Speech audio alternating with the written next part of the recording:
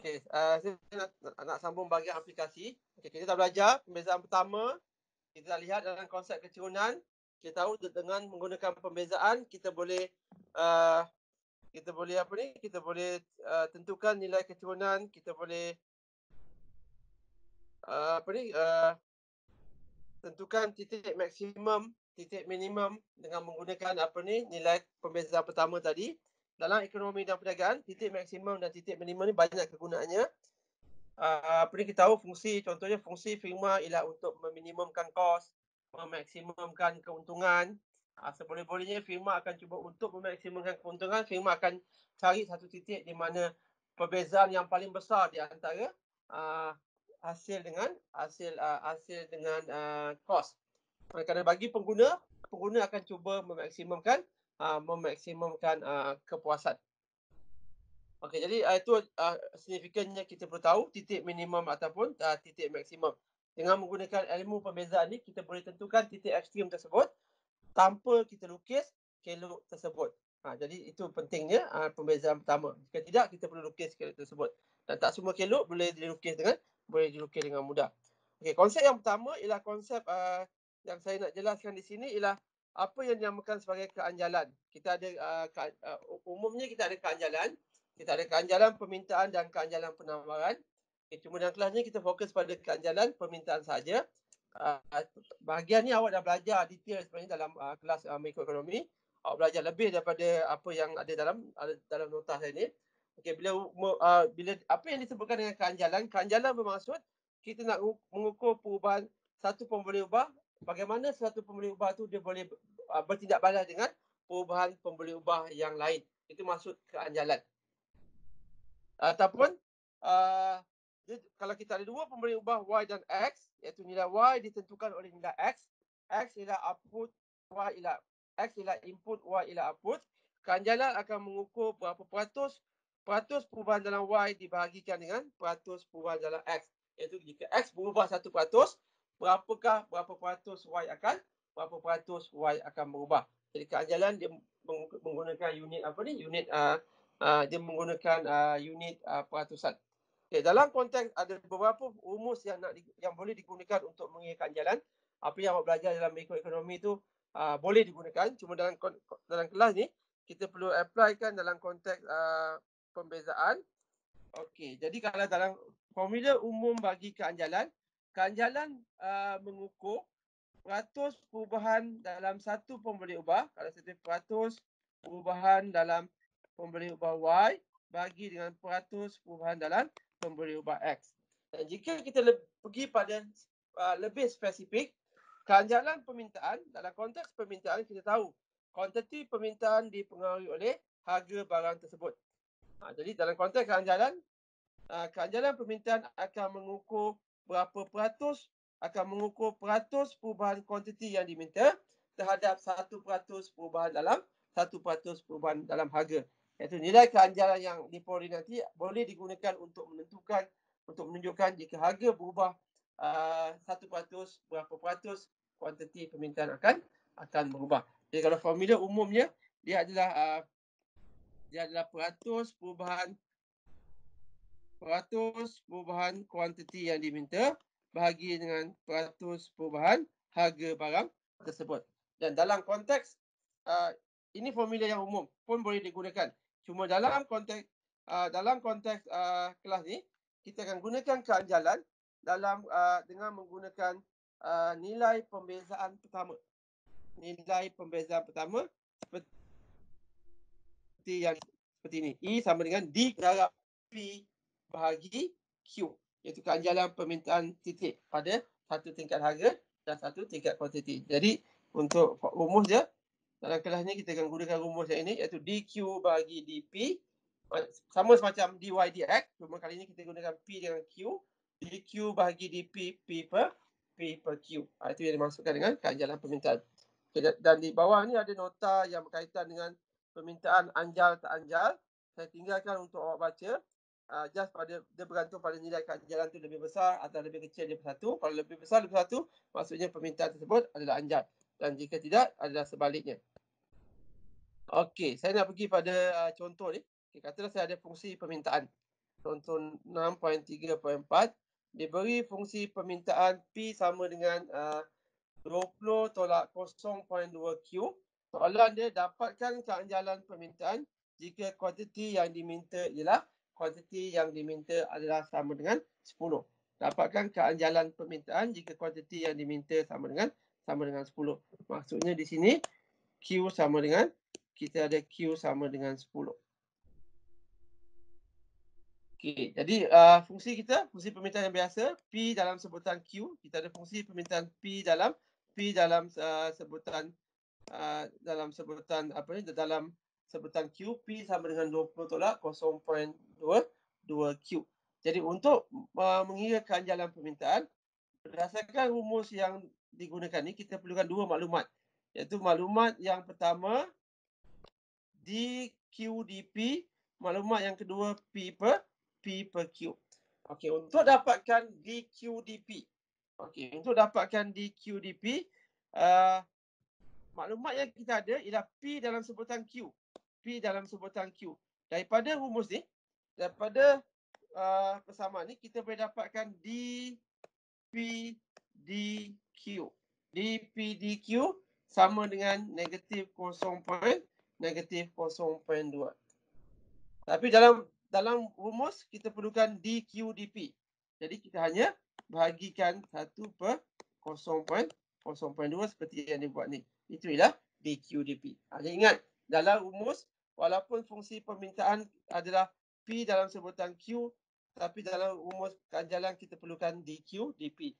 Dalam pertua pembezaan maknanya kita gunakan pertua songsang. Jadi dQ/dP ialah negatif 1 per 0.2. Bahagian yang kedua, kita perlukan P bahagi Q. Okey, kita dah ada Q dalam soalan. Q sama dengan 10. Jika Q sama dengan 10, berapakah P? Gantikan 20 tolak 0.2 darab 10, kita akan dapat P sama dengan 18 seperti yang ditunjukkan ni. P sama dengan 18. Jadi kita dah ada maklumat yang lengkap. dQ/dP negatif 1 per 0.2. P sama dengan 18, Q sama dengan 10, dan nilai keanjalan kita akan dapat negatif.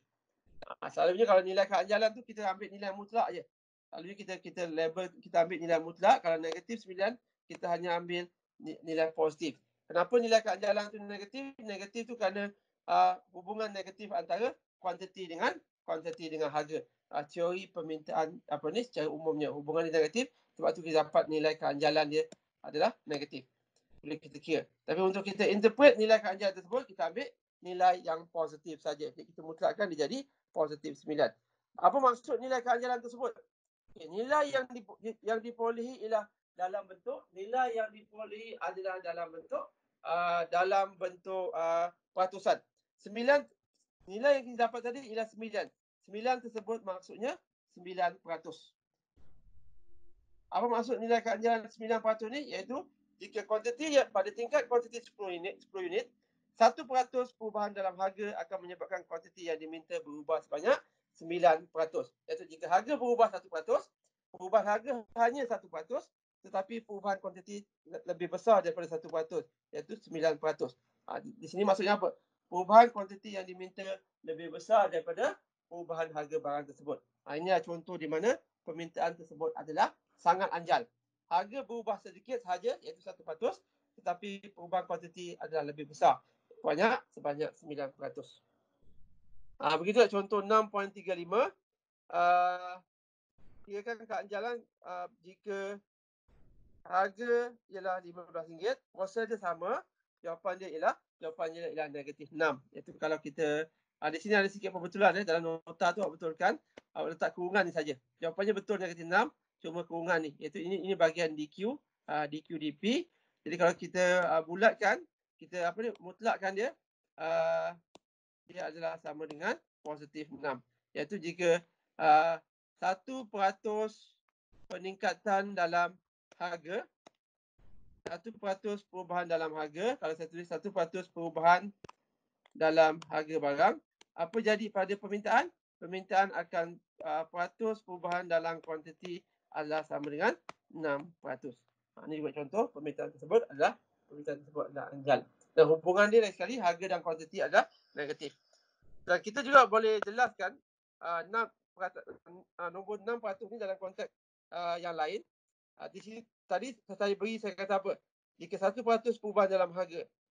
Jika saya kata jika harga naik, kata saya gunakan ayat kenaikan harga.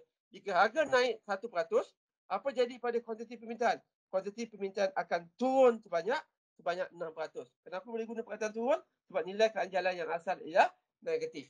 Jadi itu ialah perubahan respon harga terhadap kuantiti terhadap harga ialah negatif. Kalau harga naik 1%, kuantiti turun 6% dan sebaliknya. Itu dalam konteks keanjalan. Okey, dalam konteks yang lain, contoh yang lain kita ada jumlah hasil, jumlah kos dan jumlah untung. Ini kita dah belajar dalam topik yang sebelum ni. Yang untuk ulang kaji, kita tahu jumlah hasil sama dengan harga bagi kuantiti. Pembezaan pertama, kalau saya buat pembezaan pertama bagi jumlah hasil, saya akan dapat apa yang dinamakan sebagai hasil sud, MR. MR ialah perubahan jumlah hasil bagi perubahan kuantiti. Dan jumlah kos kita tahu kalau yang umum kos sama dengan kos tetap campur kos berubah. Kemudian kita ada kos purata.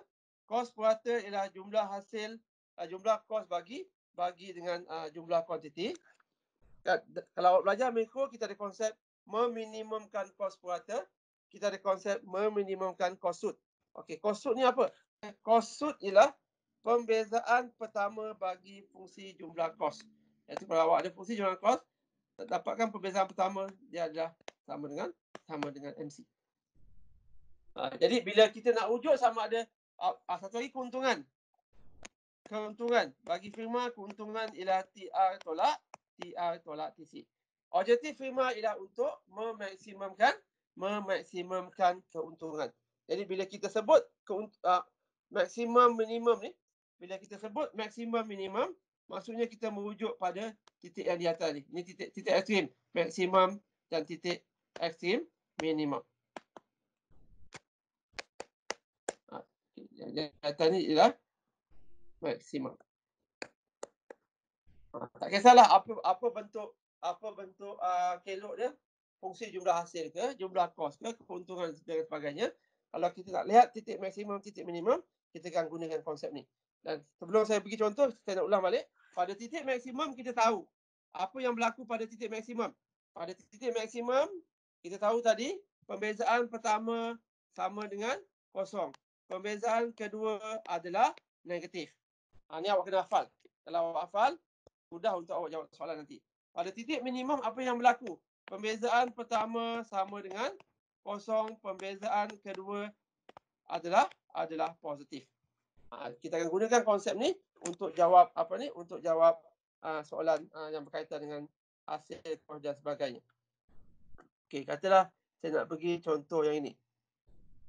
Okey, contoh diberi fungsi permintaan P sama dengan 80 tolak Q bahagi 40. Dapatkan kuantiti yang memaksimumkan jumlah hasil. Lagi sekali, saya dah sebut tadi, ada perkataan maksimum di sini. Kuantiti yang memaksimumkan jumlah hasil. Okey, maksudnya saya perlukan fungsi jumlah hasil dulu. Dalam soalan diberi fungsi permintaan saja. Untuk dapatkan fungsi jumlah hasil, TR sama dengan P darab Q. Jadi fungsi P 80 tolak Q bagi 4 darab dengan Q, anda akan dapat ni. 80 Q tolak Q kuasa 2 bagi 4. Jadi bila saya susun balik, yang ini yang di hujung ni hanya disusun balik dia sama dengan 20 Q tolak Q kuasa 2 bagi 4. Ini fungsi jumlah hasil. Apa soalan tadi? Kuantiti yang memaksimumkan. Perkataan memaksimumkan. Kalau maksimum, mana tadi? Okey, yang ini. Kalau maksimum, kita kena dapat titik ni. Nilai pembezaan pertama bagi fungsi jumlah hasil sama dengan kosong. Nilai pembezaan kedua adalah negatif. Okey, jadi apa yang kita perlu buat? Dapatkan pembezaan pertama. Seperti yang saya buat ni. Ni. Dapatkan pembezaan pertama. Saya tulis TR prime bagi 20Q tolak Q kuasa 2/4. Ini nilai pembezaan pertama. Jadi dia sama dengan 20 tolak Q per 2 dan samakan dengan kosong. Kenapa samakan dengan kosong? Untuk dapatkan bahagian ini.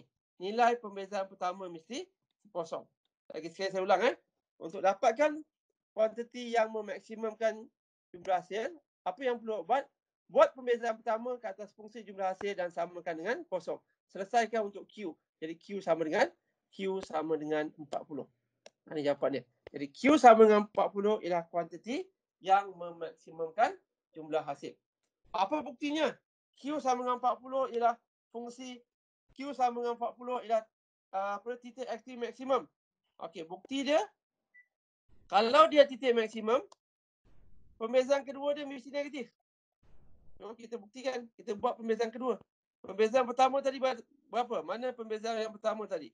Pembezaan yang pertama tadi ialah 20Q. Okey, 20Q tolak Q per 2. Ini pembezaan pertama. Buat pembezaan kedua. Saya dapat negatif 1/2. Itu saja. Dan nilai dia memang negatif. Jadi maksud dia cekung ke bawah. Jadi itu adalah bukti pembezaan pertama dia kosong pada Q sama dengan 40. Pembezaan pertama adalah kosong. Pembezaan kedua ialah negatif. Jadi Q sama dengan 40 itu adalah titik kuantiti yang memaksimumkan jumlah hasil. Ini kita boleh jawab soalan ni tanpa kita lukis kelok jumlah hasil. Dalam topik yang pertama kita perlu lukis kelok tersebut untuk dapatkan titik maksimum ataupun kita gunakan pendekatan fungsi kuadratik. Dalam pembezaan yang pertama ni kita tidak perlu lukis.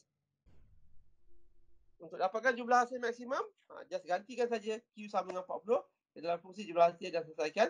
Jumlah hasil tersebut adalah sama dengan 400. Itu kalau dalam konteks ni, kalau awak lukis kelok dia lebih kurang, lukis secara kasar je. Dia 80Q tolak Q kuasa 2/4. Okay. Ini just lukisan secara kasar, bukan lukisan yang tepat. Untuk kita buktikan ni, kalau lihat 20Q, fungsi dia ialah TR sama dengan 20Q tolak 1/4 Q kuasa 2. Jadi bila awak lukis fungsi tersebut secara kasar, dia lebih kurang bentuk macam ni. Saya boleh cekung ke atas. Ini Q TR. Q sama dengan 40. Jumlah hasil maksimum tadi ialah berapa tadi? 400. Macam ni lebih kurang bentuk wajah dia. Okay, saya contoh 6.38. Diberi fungsi permintaan P sama dengan 400 tolak 2Q dan kos purata ialah 0.2Q campur 4 campur 400 per Q. Soalan ni dia panjang sikit. Jadi ada dua maklumat. Yang diberi ialah fungsi permintaan dan fungsi kos purata. Soalan dia, dapatkan kuantiti yang memaksimumkan keuntungan. Soalan diberi fungsi permintaan dan fungsi kos purata. Tapi dia minta soalan satu, dia minta kuantiti yang memaksimumkan fungsi untung. Nak dapat untung. Okay, apa itu untung? Seperti tadi yang saya dah sebutkan tadi. Phi sama dengan TR tolak TC. Kita perlukan TR. Dalam soalan TR tak ada. Tapi dia beri fungsi permintaan. TR sama dengan P darab Q. TR sama dengan P darab Q. Jadi kalau lihat kat sini, di mana saya punya TR. Ini ya, TR. Diberi TR sama dengan P tolak Q. Dah dikira di situ. Kemudian, kita perlukan dah ada, kita perlukan jumlah kos TC. Tapi dalam soalan diberi AC. AC ialah kos purata. Apa itu AC? Kos purata adalah TC bahagi Q. Sama ada Q besar ataupun Q kecil, sama je. Okey. Jadi TC sama dengan apa? TC sama dengan AC darab dengan Q. Jadi fungsi kos purata yang diberi dalam soalan tadi, ni kita perlu darabkan dengan Q seperti yang seperti yang ditunjukkan dalam bahagian ni. Okey. Ini maksudnya DC. Nampak AC saya darabkan dengan Q. Jadi yang saya highlight ni, okey, ini yang kita nak. Ini ialah TR tolak dengan, kita perlu tolakkan dengan DC untuk dapatkan fungsi keuntungan seperti ni. Fungsi keuntungan seperti ni. Jadi mana fungsi keuntungan kita? Okey, fungsi keuntungan kita adalah yang ini. Jadi bila awak selesaikan, okey, ini ialah fungsi keuntungan. Fungsi keuntungan negatif 2.2 Q kuasa 2 tolak 396 tolak 400. Soalan tadi, dapatkan fungsi kuantiti yang memaksimumkan untung. Ada perkataan maksimum. Maksimum. Kalau maksimum, kita balik semula dalam konteks tadi. Kan? Kalau maksimum, pembezaan pertama dia mesti kosong. Pembezaan kedua dia mesti negatif. Jadi, kita dapatkan pembezaan pertama bagi fungsi untung tadi. Dapatkan dy dx bagi fungsi keuntungan tadi. Itu saya tulis sebagai phi prime. Negatif 2.2 Q kuasa 2. Pembezaan pertama bagi fungsi keuntungan ialah negatif 4.4 Q tolak 396 dan samakan dengan kosong. Mesti disamakan dengan kosong sebab kita dapat titik ekstrim, titik maksimum. Berapa Q? Q akan sama dengan Q akan sama dengan 90. Jalan kerjanya dah ditunjukkan. Okey. Pada Q sama dengan 90, nilai pembezaan pertama bagi fungsi keuntungan, nilai cerun bagi fungsi keuntungan sama dengan kosong. Itu bermaksud Q sama dengan 90 ialah titik ekstrim. Titik ekstrim ni dia boleh jadi titik maksimum ataupun titik minimum. Untuk tentukan sama ada dia titik maksimum ataupun titik minimum, kita kena lihat nilai pembezaan yang kedua. Ini yang saya ulang banyak kali. Nilai pembezaan yang kedua. Kalau nilai pembezaan pada kedua-dua titik ekstrim ni, maksimum dan minimum, nilai pembezaan pertamanya memang sama dengan kosong. Cuma yang membezakan kedua-dua maksimum dan minimum ni ialah nilai pembezaan kedua dia. Jika nilai pembezaan kedua dia ialah negatif, titik ekstrim tu adalah titik maksimum. Dan sebaliknya, jika nilai pembezaan kedua ialah positif, titik ekstrim tersebut ialah titik minimum. Okey. Jadi kita balik pada contoh tadi, mana fungsi untung tadi. Okey, kita dah dapat titik genting tadi. Q sama dengan 10. Oh, dia ada satu tadi kan. Bila kita selesaikan, dia hanya ada satu titik genting. Q sama dengan 10. Adakah Q sama dengan 10 titik maksimum? Kita buat pembezaan yang kedua. Pembezaan yang pertama ialah negatif 4.4 Q tolak 396. Pembezaan yang kedua, kita akan dapat negatif 4.4. Jadi nilai dia adalah kosong. Nilai dia adalah negatif. Jadi bentuk kelok tersebut ialah cekung ke bawah. Cekung ke bawah menggambarkan titik genting tersebut ialah titik maksimum. Jadi Q sama dengan 90 adalah merupakan kuantiti yang memaksimumkan fungsi tersebut. Apa fungsi tersebut? Fungsi tersebut ialah fungsi keuntungan. Jadi kalau firma menjual pada Q sama dengan 90, keuntungan yang dicapai oleh firma tersebut adalah yang paling maksimum. Jadi berapakah harga pada keuntungan maksimum? Gantikan Q sama dengan 90 ke dalam persamaan harga. Begitu juga berapakah untung maksimum? Gantikan Q sama dengan 90 ke dalam persamaan keuntungan. Okey. Contoh-contoh yang lain awak boleh lihat. Cuma contoh yang ini saya nak panjangkan sikit. Saya nak panjangkan sikit contoh ni sebagai ini untuk awak tambahan dan nota saya. Okey, kalau awak belajar mikroekonomi, firma akan memaksimumkan keuntungan apabila MR sama dengan MC. MR sama dengan MC. Okay, kalau lihat pada fungsi pembezaan pertama tadi, MR ialah pembezaan pertama fungsi jumlah hasil. MC ialah pembezaan pertama bagi fungsi jumlah kos. Okay, saya ada fungsi jumlah hasil dan fungsi jumlah kos. Okay. Saya nak dapatkan MR bagi fungsi tersebut. Dapatkan pembezaan pertama akan sama dengan MR. Ialah 400 tolak 4Q. Daripada fungsi jumlah kos, daripada fungsi jumlah kos ni, saya dapatkan nilai pembezaan pertama untuk dapatkan MC, kos sud. TC prime sama dengan MC. Jadi MC dia sama dengan 0.4 Q campur dengan 4. 0.4 Q campur dengan 4. Jadi cuba kita cek apa yang berlaku apabila MR sama dengan MC. MR sama dengan MC, iaitu MR 400 tolak 4Q sama dengan 0.4 Q campur 4. Jadi kalau saya susun balik, dia akan jadi 400 tolak 4 sama dengan 0.4 Q campur 4Q. Jadi ini 396 sama dengan 4.4 Q. Jadi kalau Q akan sama dengan 396 bahagi 4.4. Ya, 396 bagi 4.4.